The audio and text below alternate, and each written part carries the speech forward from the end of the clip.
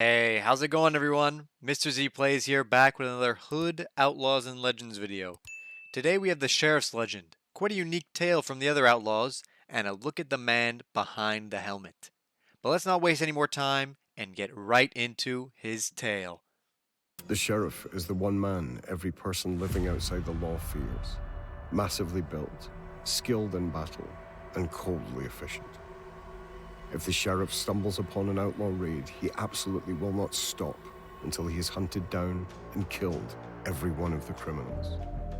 Aside from his combat training and his great size, the sheriff has one advantage other lawmen and bounty hunters don't have. And it's a secret no one else has yet discovered. Roger of Doncaster had been a young knight who fought well in the Crusades, earning the respect of his peers, who marveled at his strength and detached fighting style. He rarely seemed to lose his temper or become flustered, even in the most desperate of battles. He killed huge numbers of the enemy without glorying in his skill or showing any remorse for those whose lives he took. When the army returned home, though, Roger was shocked to find he was accused of skimming taxes. Of course, it was his bailiff who had been stealing the money, but Roger had been sentenced in his absence to 5 years in one of the state's infamous quarries. The knight knew he would not survive such a punishment. No one did, for the conditions in those labor camps were horrific. So, using his great size and unrivaled aptitude for killing, he dispatched the soldiers sent to his estate to arrest him and escaped into the wilderness. Soon enough, Roger realized surviving in the forest required a very different set of skills than those he was blessed with. Life until then had been fairly comfortable for Roger of Doncaster. Now, alone in the greenwood, the young knight found himself utterly lost and eventually close to starving. And then Hood's men discovered him. When they found out he was an enemy of the state, they took him into their gang, feeding him, and, more importantly, teaching him how to feed himself, using only what the forest offered. In return, Roger taught them new skills with the longsword, although no one ever bested him, for he was too strong. The one known as Hood was at that time becoming too old to continue as the leader of the Outlaws. Although he was a relative newcomer to their ranks, Roger had proven himself a great tactician and was offered the chance to succeed him and become the next Hood. Although he never truly felt like one of them, he accepted the title without hesitation.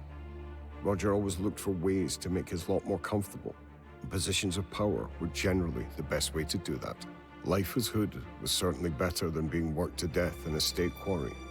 But when the winter came, things were not so easy. The rest of the group didn't seem to mind the winter as much as he did, since most of them had struggled for their whole lives to fill their bellies and keep warm when it snowed. But Roger hated it. He did his duty and fought as ferociously as ever when the state soldiers came into the forest hunting them, or when the outlaws went on a raid. He did not feel any guilt when he hacked down one of the guards in the keeps they raided, for he was simply doing what any mercenary did to survive. The other members of Hood's gang saw themselves on one side, the state on the other. But Roger cared little for such ideas. He simply wanted to survive and live as comfortably as possible. So when the winter storms again hit their camp in the woods, the young knight wished more than ever that he could return to his previous existence as a nobleman of the city. One morning, he found the endless chatter of his companions more irritating than usual, so he wandered off to check the snares that had been set. As he knelt next to a waterfall, he sensed someone watching him and instinctively pulled his sword from its scabbard, drawing himself up to his full, imposing height. A knight, almost as tall as he was, stood not 10 paces away, watching him. The man wore good quality armor and a helmet with a visor that covered his whole face. Roger knew immediately that this was yet another bounty hunter, come to kill the fabled Hood and claim the reward for his head. For a long time, the two warriors traded blows in silence, evenly matched in size and skill. But when his opponent tripped on a hidden route, Roger thrust the tip of his Templar longsword between a gap in the man's mail, and the bounty hunter collapsed on the grass with a groan of agony. When he regained his breath, Roger placed the tip of his sword on the fallen knight's throat and gazed down at him. "Who are you?" he asked. "I have no name," the man replied in a low voice. I renounced everything when God charged me with hunting down enemies of the state. Fool, Roger spat in disgust. Remove your helmet. I would see your face before I kill you. The man shook his head. I vowed never to remove it unless I am alone with God, and I never have these past 4 years. Even before the council, Roger asked, and the knight nodded. Roger cared little for religion, but he knew that this was the opportunity of a lifetime, a true gift from God, and he decided to seize it with both hands. Placing his full weight on the Templar longsword, he severed the knight's windpipe and watched dispassionately as blood bubbled from his dying foe's mouth and the life drained from him. Quickly, Roger stripped the corpse and dressed himself in the dead knight's armor, finally placing the helmet on his own head, obscuring his face. Then he beheaded his foe and tossed the head into the churning waterfall, hoping the swollen waters would quickly strip the flesh away, leaving it unrecognizable. And then, Roger of Doncaster dressed his dead opponent's body in his own discarded woodland clothing, threw the corpse over his shoulder, and walked out of the forest towards the city, renouncing the name of Hood forever. The council were astonished to see the enigmatic knight back in the city. Many bounty hunters had tried to kill Hood, but all had disappeared, never to be heard from again. Hood is no more, Roger said, careful to keep his voice low, his accent neutral. He pointed to the headless corpse where he dropped it on the stone floor. The Grandmaster was so impressed that he made the mysterious bounty hunter an offer. There were still dozens of outlaws in the Greenwood, and a man of such talent might bring them to justice. If he performed well, he would be promoted to a most prestigious position, sheriff. The prospect of regaining power and authority was too good an opportunity to pass up. He could return to his previous noble way of life. He had never seen the outlaws as friends anyway. Many of them were rapists or thieves or murderers who deserved to be arrested. Why shouldn't he be the agent of their doom, especially now that Hood was no more? Without a leader, their gang would be easy prey for one like him, who knew their ways. And so it was for a few months. He went about his new work, killing many of his former comrades, and so earning the coveted position of sheriff.